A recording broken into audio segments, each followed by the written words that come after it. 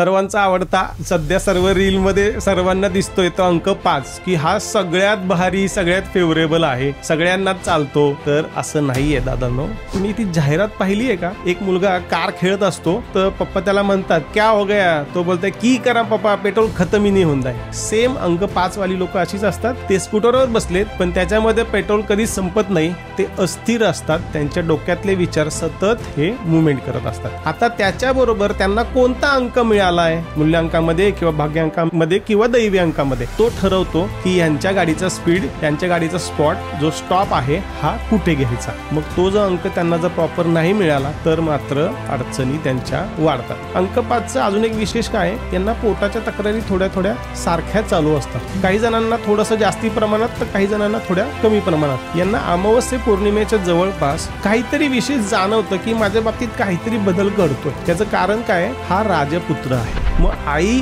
चंद्र आहे, वडील सूर्य आहे. मग ते इमोशनली असो, फिजिकली असो, आजूबाजूला काहीतरी घडतंय असो, पण त्यांच्या बाबतीत हे घडत राहतं.